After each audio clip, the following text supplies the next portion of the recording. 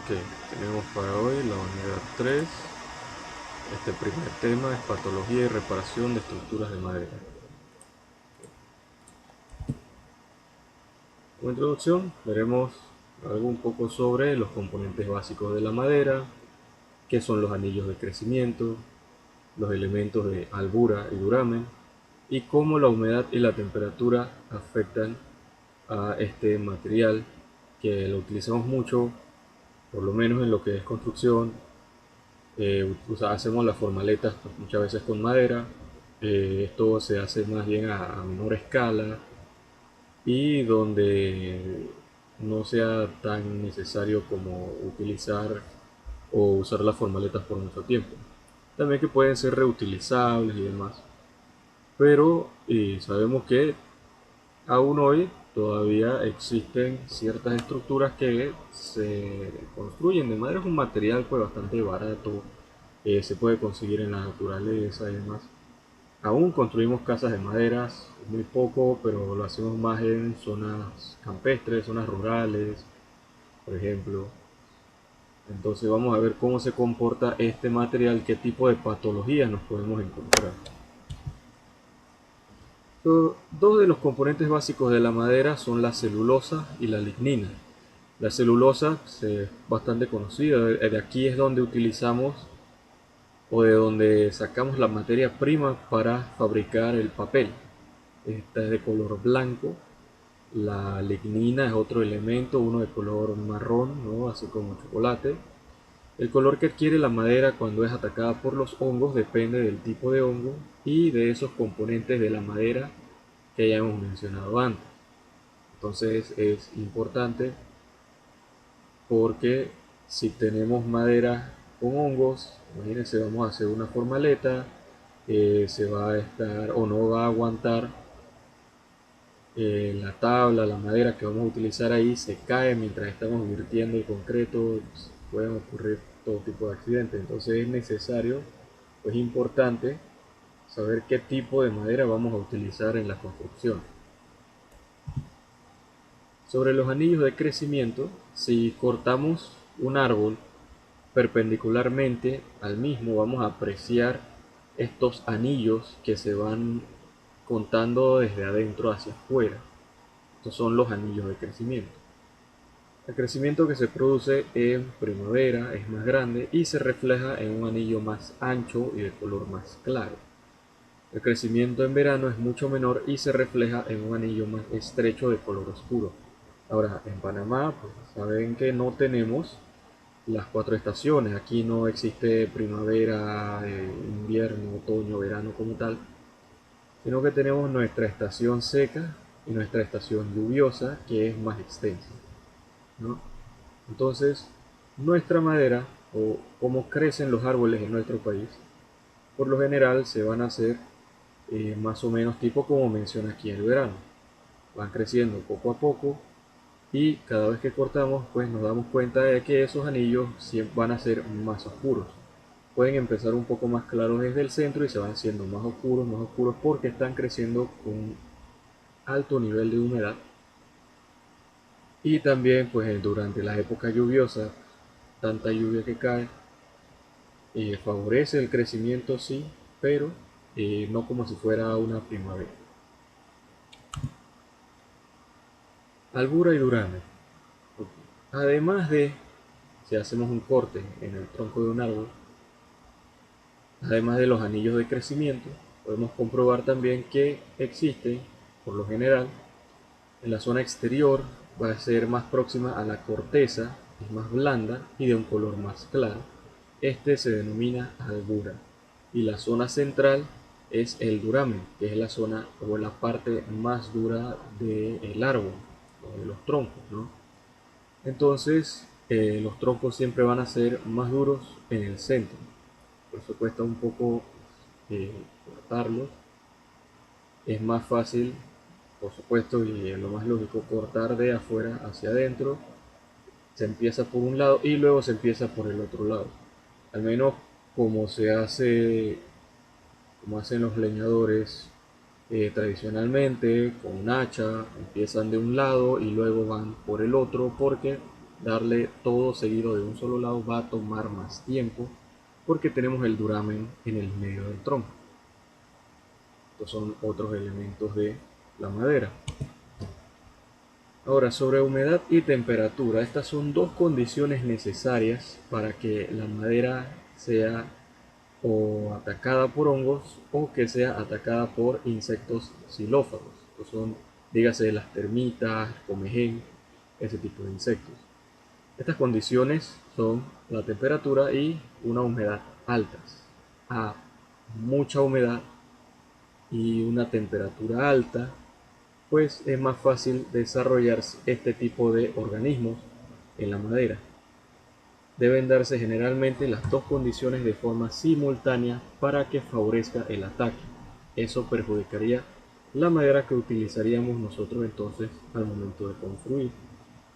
Siempre es importante pues no utilizar madera que esté podrida, haya sido comida por comején o que tenga hongos. No podemos utilizar este tipo de maderas para construir. Entonces pues en Panamá casi todo el año tenemos altas temperaturas, rondando los 30 grados, 31 grados, etcétera, pero es la sensación térmica gracias al segundo elemento que es la humedad, porque en nuestro país tenemos una humedad muy alta, entonces mucha concentración de humedad con mucha calor son el caldo de cultivo perfecto para este tipo de organismos como son los hongos, como son los insectos. Cuando el grado de humedad de la madera llega a 22%, se dice que la madera está comercialmente seca. Si la madera se seca al aire libre, su grado de humedad va a estar entre un 13 y un 17%. Y los contenidos de humedad más convenientes en la madera de construcción son los siguientes. Para maderas que vamos a utilizar en exteriores, el grado de humedad es de entre el 13% al 22%. Menor de eso o mayor de este rango, todo lo que se salga de este rango no nos funciona bien. Para maderas al exterior protegidas bajo techo, de 13 a 18%, ahí sí baja un poco pues el grado de humedad, ya que estas maderas van a estar al exterior y bajo techo además. Maderas que se utilicen en el interior deben tener un grado de humedad de entre 10 al 15%. Recordemos que estas van a estar por dentro de la estructura, entonces no les va a dar directamente el sol, no van a estar tan afectadas por la temperatura. Y maderas en locales con calefacción, pero ya esto sí para climas más fríos, en otros países donde se utiliza calefacción, del 8 al 10%. Pues nosotros no necesitamos de eso, digo, aquí ya hace calor, más bien lo contrario, utilizamos mucho aire acondicionado, pero eso no va a afectar al momento de usar o construir con madera. Como hablamos antes, utilizamos más la madera para formaletear que para otra cosa. Claro, para las puertas y muebles, ¿no? Es importante eso. Pero esto es en la parte de acabados. Entonces, viendo la madera como material de construcción como tal, ¿eh? Estos son los grados de humedad que se indican. Algunos agentes que atacan la madera, ya que hay bastantes posibilidades de que la madera sea atacada por diferentes agentes bióticos o abióticos, pero los que debemos tener en cuenta porque afectan más a lo que podemos encontrar en un edificio que se pretende rehabilitar son los siguientes: hongos, insectos, algunos agentes atmosféricos y por supuesto el fuego. Los hongos son microorganismos que pertenecen al reino vegetal. La humedad óptima para que se desarrollen están entre el 35 y el 50%. El límite inferior está entre un 18 y 20% y el superior se dispara al 175%. Pero bueno, entre 35 y 50% de humedad se empiezan a desarrollar hongos. Por esto, la tablita que teníamos aquí, que ese grado de humedad no suba, por lo menos para maderas al exterior, que no sea mayor de 22%, o daría lugar a la creación de esto. Una madera de un color azulado puede admitirse en la obra si se va a utilizar como elemento resistente, por ejemplo para realizar un apeo. Y existen fundamentalmente dos tipos de pudrición. Está la pudrición blanca y la pudrición parda o pulcra. Bueno, como lo indican los nombres, si vemos la madera de un color blancuzco o de un color más o menos pardo, vamos a tener, esto va a ser una indicación de que esta madera se encuentra infectada de hongos. Es una madera que no podemos utilizar ni para construir ni tampoco para rehabilitar obras. Existen numerosos insectos que destruyen la madera. Entre estos solo vamos a referirnos a aquellos con los que existe una mayor probabilidad de que aparezcan en la estructura de madera de un edificio antiguo que se pretenda rehabilitar. Está, bueno, las carcomas pequeñas, las carcomas grandes, carcomas es otro nombre para, como ejemplo, polilla del parque, polillas que comen madera. Y tenemos las termitas, ¿no? Hormigas blancas. Algunos agentes atmosféricos, o por lo menos los principales que atacan la madera colocadas al exterior, son el sol y la lluvia. Y como ocurre en nuestro país, podemos tener sol en un momento y 5 minutos después está cayendo un palo de agua. Entonces esa exposición a sol, lluvia, sol, lluvia, puede debilitar la madera y puede llegar a podrir. Entonces la madera es capaz de absorber con rapidez el agua de lluvia, produciendo entonces una diferencia de humedad entre el interior y el exterior de la pieza de madera. Y esto puede ocasionar la aparición de grietas y alabeos. La madera se puede ir pandeando poco a poco por la humedad. Si tiene excesiva humedad, pues va a estar perdiendo parte de su resistencia. Los rayos infrarrojos y ultravioletas del sol actúan sobre la madera, haciéndola cambiar de color, siendo esto inicialmente marrón y después se va poniendo gris, también produciendo algunas grietas. Entonces, pues ya madera agrietada no vamos a poder utilizar. La madera no debe estar totalmente seca, porque si está muy seca es frágil. Y pues al utilizar materiales frágiles, pues nos exponemos o exponemos la obra o la rehabilitación innecesariamente a que se parta la madera que estamos utilizando. Es algo que no queremos. Y por supuesto el fuego.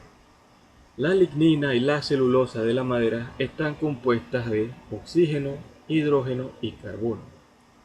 Esto hace que la madera, aunque tarda un poco en arder, sea un material altamente combustible, altamente inflamable. Si se produce un incendio y la madera empieza a quemarse, se pone en marcha automáticamente un mecanismo de defensa que consiste en la aparición en la zona expuesta al fuego de una capa carbonizada que va aumentando de espesor cuanto más dure el incendio. Como dato curioso, en Japón utilizan una técnica donde queman la madera, no la queman toda, sino que la queman más o menos en ciertas partes claves para darle incluso más resistencia, porque esa capa carbonizada se hace más gruesa la pieza de madera que se va a utilizar. Esto lo pueden buscar en internet, es el quemado de madera para construcción. Pero bueno, esto en otros países, donde en zonas alejadas de la urbe, se construye todavía con madera. Ok, ahora sí vamos a lo que es las patologías. ¿Dónde podemos localizar las lesiones de la estructura de un entramado de madera? Esto va a depender según las zonas del edificio y el elemento estructural en el que se encuentra. Según las zonas del edificio, estos ataques se van a producir si existe la proporción de humedad necesaria. Por lo tanto, vamos a encontrar cerca de lugares húmedos y estos son los cuartos de baño, las cocinas, los desagües, los bajantes de la red de saneamiento, cubiertas y sótanos donde haya sótanos o depósitos. Cualquier depósito bajo tierra siempre va a estar propenso a humedad, mucha humedad. Según el elemento estructural, dentro de una estructura de entramado de madera, hay 4 elementos principales que constituyen este tipo de estructuras, que son los pies derechos, que son pedazos de madera como si fuera lo necesario para como un taco de madera, más o menos, para ayudar a nivelar ciertos elementos. Los muros de entramado, forjados y cubiertos. Para comprobar el estado en que se encuentran los pies derechos de un edificio, seguimos este procedimiento. Primero, revisamos en la planta baja. Esta va a ser la parte más importante, que recordemos que la planta baja pues, va a soportar al resto de nuestra estructura. Luego revisamos el resto de plantas, determinamos las zonas de riesgo, situamos los ataques de pudrición y ataques de insectos xilófagos. Muy importante saber identificar dónde tenemos ataques de comején, de termitas, etcétera, y entonces ir neutralizando. Claro, ver dónde hay zonas de pudrición en caso de que tengamos madera con mucha humedad en un ambiente muy seco. Aquí, para la comprobación del pie derecho se debe iniciar la inspección de este elemento por aquellos situados en la planta inferior por varias razones. Una es que suelen existir humedades que provienen del terreno, ya sea por un nivel freático alto o rotura de la red de saneamiento. En el resto de las plantas, generalmente las lesiones de los pies derechos se encuentran en su zona inferior.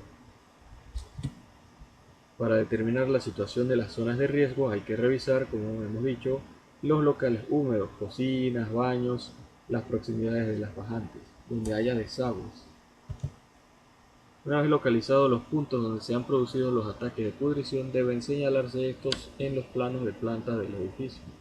Igualmente, cuando se hayan localizado los ataques de insectos xilófagos, estos también deben señalarse en los planos de planta del edificio. Para la comprobación de un entramado de muros, para comprobar el estado en el que se encuentran los muros de entramado de madera, hay que tener en cuenta que la posición de las distintas piezas que lo componen pueden ser muy variadas y complejas. Ahí vemos en la figura cómo se ve un entramado de madera. Aquí vemos una foto real de un entramado de madera para un muro, ¿no? Tenemos esto, ahí está sobre unos pilares y los marcos, más bien el esqueleto de la estructura es de madera y ya alrededor entonces podemos poner eh, hormigón o también como se hace también a veces en las casas de quincha y así y demás. Pero sí que el esqueleto, el marco de esto es de madera. Y ahora, sé que lo he dicho antes, ¿no? Pero en nuestro país estamos más acostumbrados a construir con hormigón, con bloques de hormigón y demás, con nuestro concreto y echar así y después se repella y demás. Para que sepan que en otros países, incluido también Estados Unidos, aún se construyen casas de madera. O sea, es lo más rápido, lo más accesible, lo más asequible también. Construir con madera es bastante barato. Para nosotros usamos madera, sí, ¿no? Ya lo hemos dicho, para formaletear y demás, pero también en lo que son los acabados, ¿no? Al momento de poner las puertas, los marcos de las puertas son de madera. eh, si tenemos, qué sé yo, varios muebles, muebles aéreos, parte del mobiliario va a ser de madera y así. Bueno, allá se construyen casas de madera, casas que valen cientos de miles de dólares hechas de madera. Entonces, imagínate. Bueno, otro dato curioso. Y tenemos más ejemplos de entramados de muros de madera. Así se ven algunas casas, esto en Japón, en Corea, más en zonas poco pobladas. Ya estos serían como pueblos pequeños, alejados de las grandes ciudades. Aquí tenemos otras fotografías. Además, toda esta presentación la pueden observar nuevamente en la plataforma educativa. Ahí está compartida la presentación. Profe, ese Sí, entramado de madera se parece mucho el de la derecha. Bueno, es en vertical. Acá en las casas de quincha es horizontal. sí, sí, correcto. He visto cómo hacen las casas de quincha. Sí, no, esto que lo vemos así que están como verticales y acá pues se Ajá, hacen horizontales. horizontales. Sí. Más porque las casas de quincha, bueno, no suelen ser muy altas.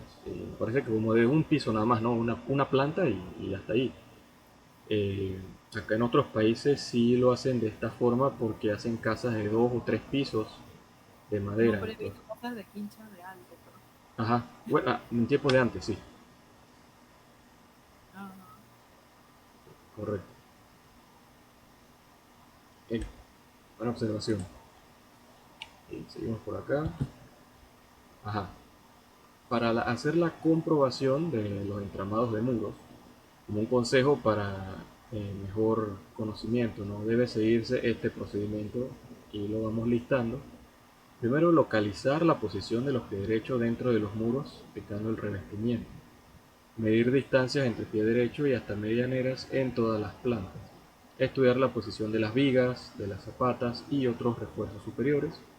Y dibujar el esquema del muro de entramado completo y comprobar si hay algún desplazamiento.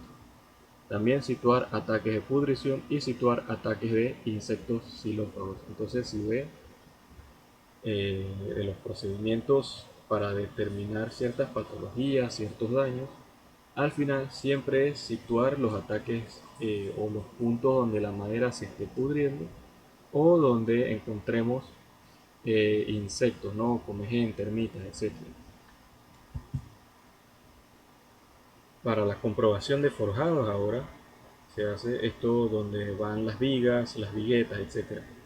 Comprobación exterior de grietas, verificar que no hayan grietas en la madera, eliminar pavimentos antiguos y rellenos a la cara superior de las vigas, se aplica el revestimiento inferior en las zonas de apoyo de las vigas, se comprueban las diferencias de nivel, situar ataques de pudrición y de insectos xilófagos. Entonces casi siempre es más o menos, además de verificar que no hayan grietas, que no se esté pandeando la madera, es verificar siempre que no estén bajo ataque de hongos, que no estén bajo ataque de insectos y así, por ejemplo.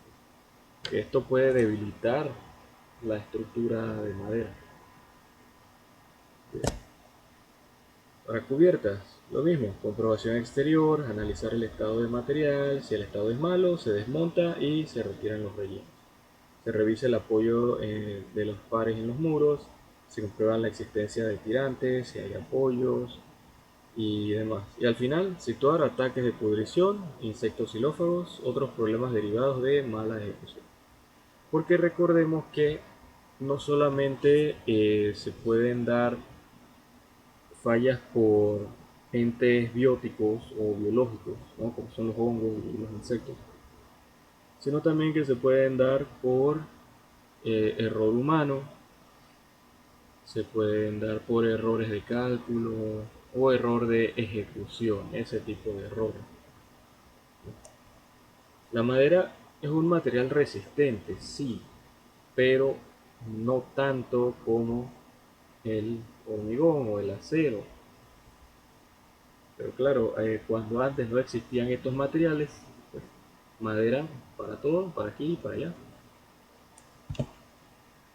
Los principios básicos de reparación y sustitución, donde una vez hemos detectado las lesiones que tiene la estructura, podemos iniciar los trabajos de sustitución y reparación adecuados a los daños existentes, pero antes es necesario realizar una serie de actuaciones previas, tales como el apeo de zonas de forjado o de zonas de cubierta en distintos puntos del edificio. Primero tenemos que apoyar, poner nuestro tapeo y demás. Asegurarnos de darle un apoyo extra antes de empezar a picar y empezar a revisar y ver y reemplazar vigas de madera y así. En cuanto a las posibles actuaciones de reparación, estas pueden realizarse sobre los distintos elementos de la estructura. Vamos a ver un poco de la reparación de pie derecho, reparación de muro de entramado, de forjados y de cubierta. El pie derecho, cuando se interviene sobre los pies derechos, caben entre otros las siguientes opciones: sustitución completa por otros de madera, sustitución completa por un soporte metálico, sustitución parcial por una prótesis de madera o por una técnica beta, y sustitución parcial por fábrica de ladrillo. Y también pues hacerle algunos refuerzos metálicos.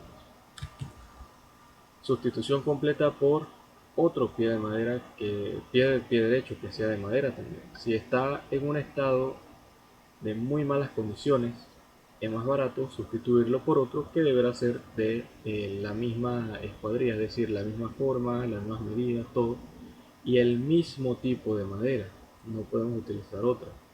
Esto se hace luego de apear la zona de influencia que vamos a sustituir. Aquí se puede hacer entonces una sustitución completa por soporte metálico, como se ve aquí en la ilustración, donde podemos sustituir el pie derecho de madera por uno metálico en cualquiera de los distintos niveles de la estructura, siempre que se tenga la precaución de colocar las necesarias piezas metálicas de conexión y anclaje al resto del entramado. Aquí se ve la sustitución parcial por prótesis de madera. Si es solo una parte del pie derecho, generalmente la base, la que se encuentra en mal estado, cabe la opción que se refleja en la figura de eliminar la zona deteriorada y sustituirla por una pieza del mismo tipo de madera, en mismas dimensiones, el mismo tamaño, todo igual. Otra opción, cuando solo una parte del pie derecho se encuentra en mal estado, es utilizar la técnica beta.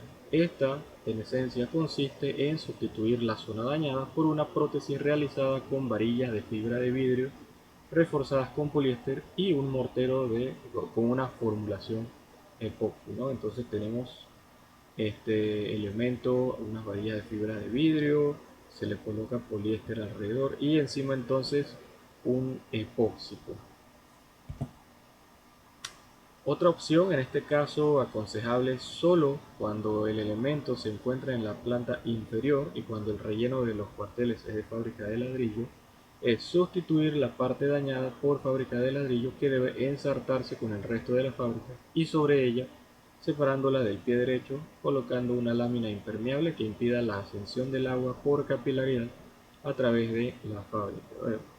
Fábrica de ladrillo solamente es otro término para decir una pared de ladrillos o un muro de ladrillo.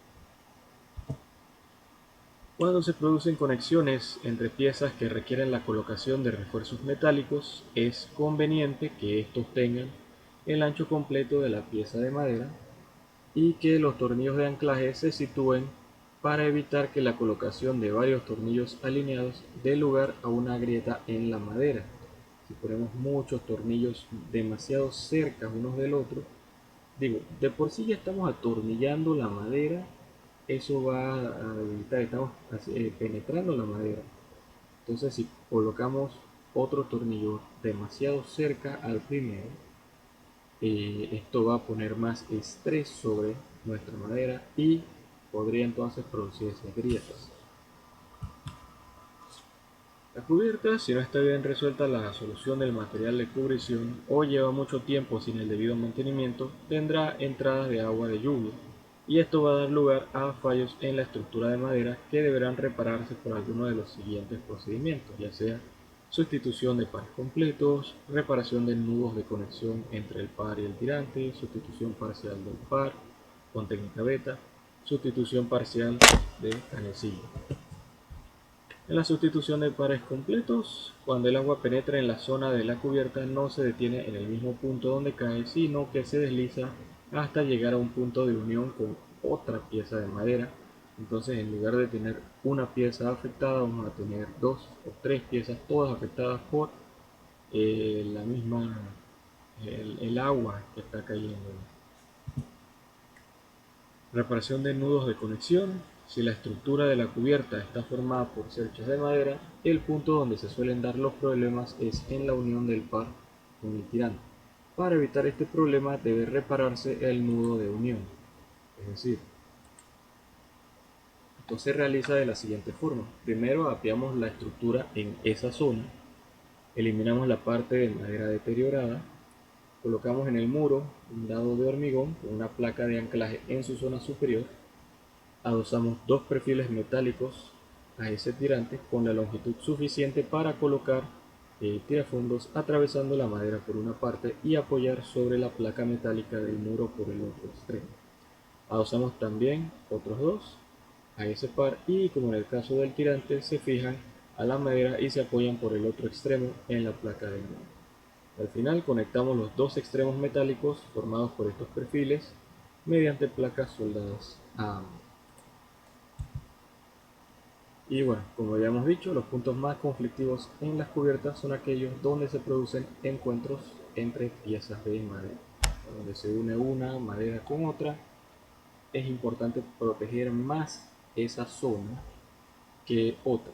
Es donde se unen varias piezas de madera. Bien, me parece que podemos dejar la clase hasta aquí. Realmente no hay mucho más que cubrir. Recordemos que tenemos una actividad para entregar. Ya le subí la última actividad, ahí está en la plataforma para la próxima semana. Bien, y tenemos entonces, ya no tenemos más clase virtual, así que la otra semana es solamente grabación. Yo les grabo la clase y les mando el link por el mensajero, y también que se los dejo entonces puestos en educativo. Así que bueno, listo. Joven Larisa, ¿tienes alguna pregunta de la clase? Hasta aquí. No, profe. No, No, por ahora. excelente. Muy bien, Gracias. muy Hasta bien. la próxima, profe. Cómo no, que pase una excelente semana. Entonces,